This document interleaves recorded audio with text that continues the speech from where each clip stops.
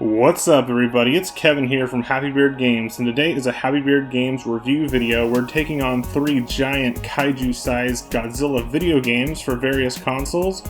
We've got games from different regions, games from different console generations. We've got multiple different games. These games are all great, they're all awesome games that I enjoy personally, and I played through them as fully as I could for this review video. And the 3 giant monster-sized video games that I'm reviewing today in this Godzilla triple review are Super Godzilla for the Super Nintendo, which is more of a strategy simulation of Godzilla. It feels a little bit more like the movies, and we'll check that out first. Then we've also got Godzilla Kaiju Daikessen, which is a tournament fighter style video game that was released only in Japan region. And then on the Nintendo GameCube, we've got a formerly GameCube exclusive game, Godzilla Destroy All Monsters Melee, which is a multiplayer, arena, battler, destruction game that really makes you feel like a giant monster.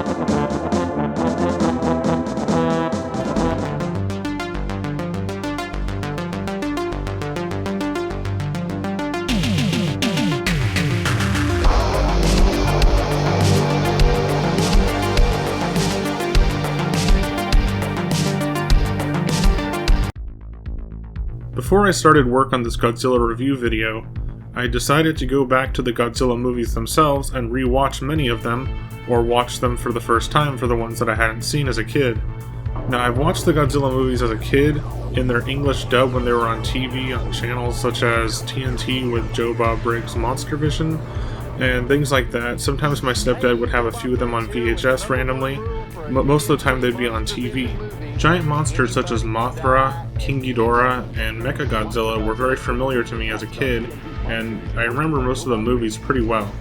When I was a kid, it was just giant monsters fighting each other, cool battles, explosions, and cool costumes and strange special effects.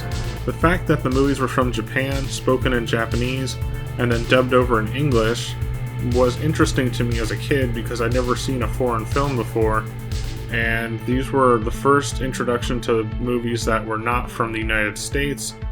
But now as an adult watching the Godzilla movies, especially the earlier ones, I can see that they're not just about giant monsters and fighting. Godzilla is an allegory for the effects of the hydrogen bomb and consequences for weapons that atomic energy might have on Earth and its people. And once again, now as an adult, it's a lot easier to see and understand the main themes of the Godzilla movies, such as Godzilla vs. the Smog Monster, Hedorah, which was an anti-pollution movie.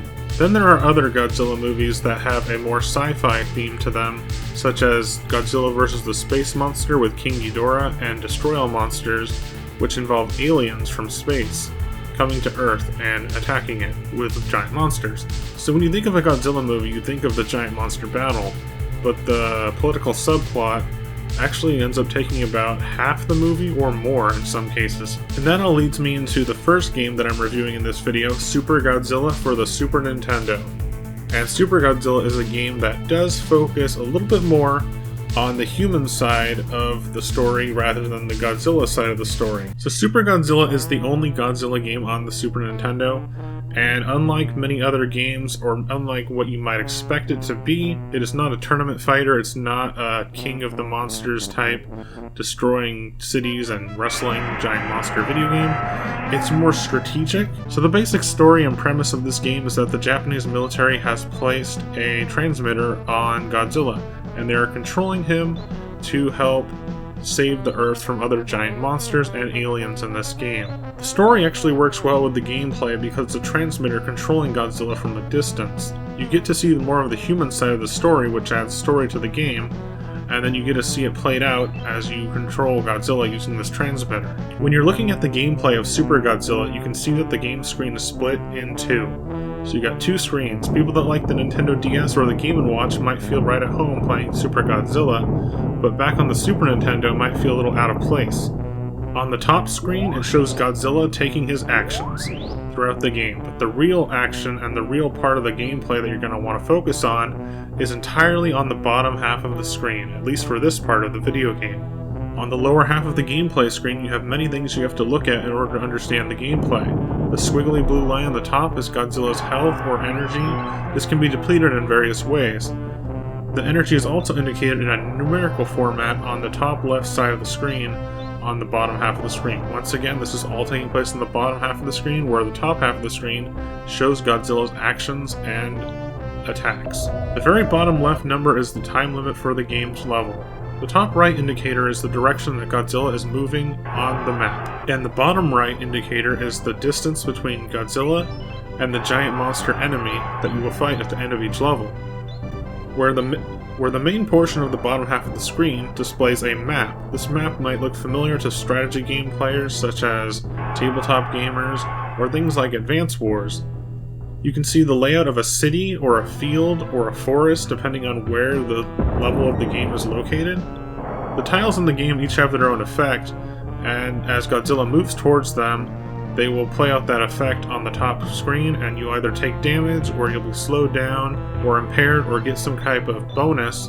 On the minimap, Godzilla is indicated by a blue sphere, and you can move either up, down, left, or right using the D-pad on the controller to a new square. As you move along, you continue to go from screen to screen on the map. The first game's level only has 4 sections of the map. Later maps will be even bigger. The effects of some of the map tiles are water, which doesn't really do anything to Godzilla, and then streets, which don't do anything to Godzilla either. There's also fields depending on which level you're on. Some of the things like buildings or mountains, if you run into that square with Godzilla, it will hurt him as he crashes into it. It doesn't do that much damage, but it does do damage. There's also a deep water square, which Godzilla can walk through because it's aquatic, but also it'll slow him down because the water's too deep. There's tank squares, which will have the military shooting at Godzilla, but you can destroy those tanks by stepping on them as well. Sometimes when you land on a yellow or blue icon on the minimap, you will get an item. Now, these items are not used for the direct map gameplay, but they're used for later on when Godzilla is fighting the giant monster at the end of the level, which is a completely different type of gameplay that you'll enter into when you reach that space of the giant monster. So when you're on the map, you want to pick up as many items as you can to give you that extra boost that you can use those items while you're fighting the giant monster at the end of the level. So while it looks intimidating and maybe boring if you're not into strategy and you just want straight action, maybe this isn't the game for you, but there is some action in this game on the later half of the gameplay, and we'll get to that right now. So once you've successfully navigated the map, completed everything that you need to do on that level, and then made it to the red square, which is the other giant monster at the end of the stage, you begin to enter a fighting area. Now, it does get more action-packed here, but it's not a straightforward tournament fighter just yet. So we have Godzilla vs. King Ghidorah on the very first stage of the game. Now I'm going to do my best to explain the gameplay of this game because it confuses the heck out of me. I watched multiple reviews of it on YouTube and I didn't quite get it. So what you have to do in this game is keep an eye on the blue meter on the top, which is you, Godzilla, and the yellow meter on the bottom, which is the enemy monster. You have your health on the bottom indicated in a blue number, so like 400 or 500, and you have the enemy's health or energy in the same spot next to that. So this game has a weird way of fighting and a weird way of gameplay and control, so it's a little confusing to explain, but basically you walk forward while trying to dodge any attacks that the enemy might throw at you. If you can get close enough to King Ghidorah to land a punch on them by pressing on the Y button, you will activate your attack. Now, to do that attack, you also have to walk backwards. So basically you're walking forward, punching them, then walking backward. And the further you walk backward, the more your attack cards will shuffle, and you can find the right attack to use on that enemy. When you see an attack line up on the cards that you want to use, you press the attack button, you activate that card. Godzilla will do either a punch, a bite, a tail whip, or an atomic breath or fireball type attack.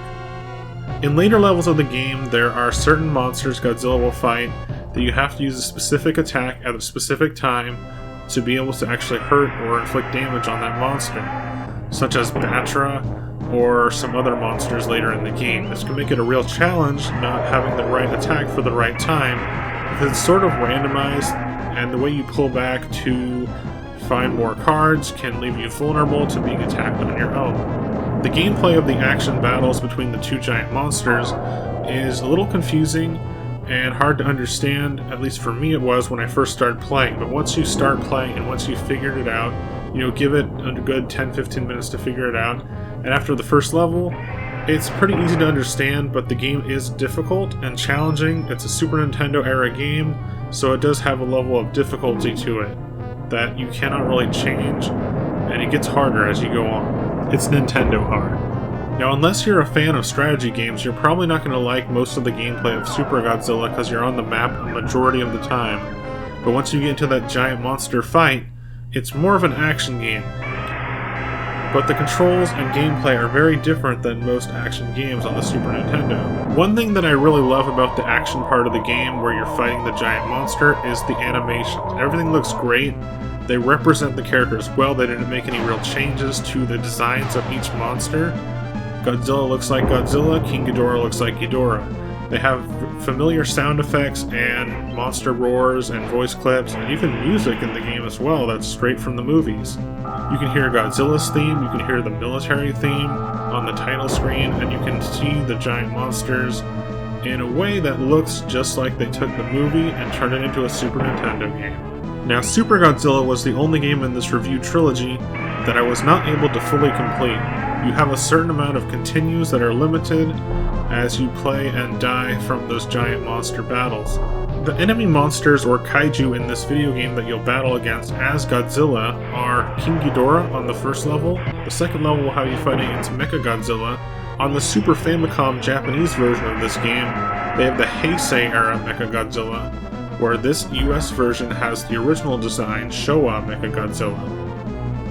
You also fight Biolante, or Biolante, however you want to pronounce that.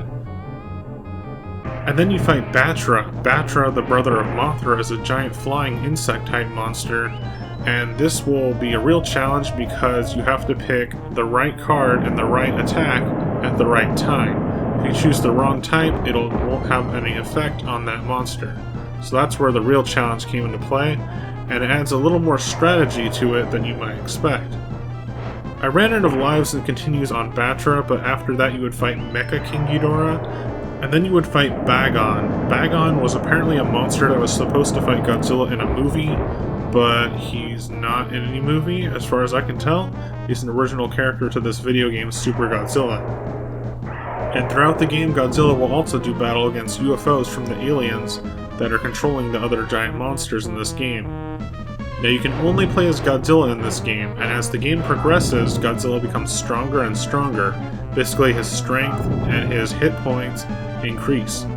And apparently, at the end of the game, he actually does become something called Super Godzilla, when the energy becomes so strong that he becomes more than just a normal Godzilla. Super Godzilla.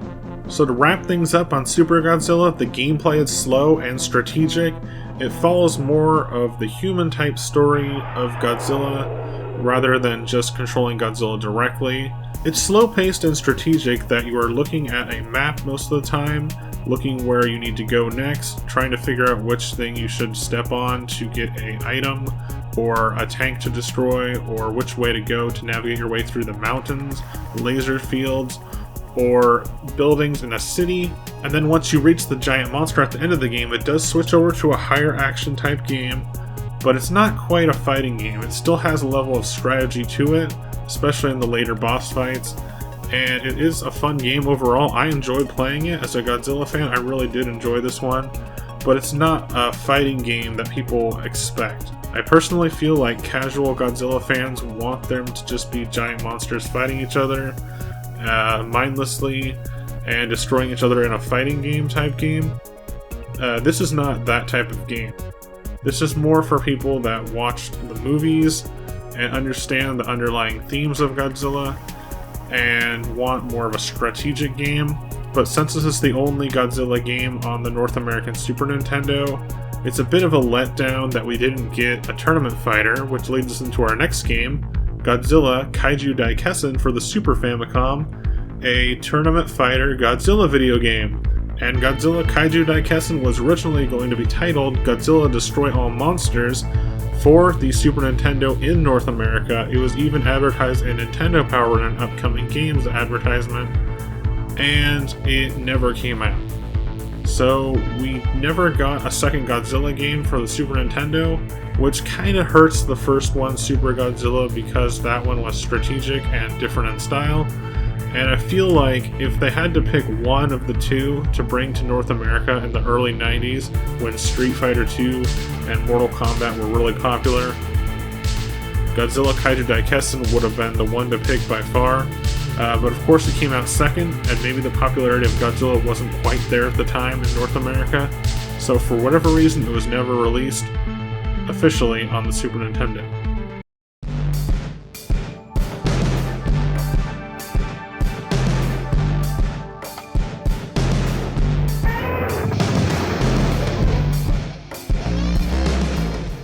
Alright everybody, that's it for today's review of Godzilla games here on Happy Beard Games. If you have any Godzilla games, because there's a lot more out there, if you have any more that you want to suggest or recommend to me, let me know that in the comment section below. As always, you can check out Happy Beard Games on Instagram, Facebook, and Twitter as well.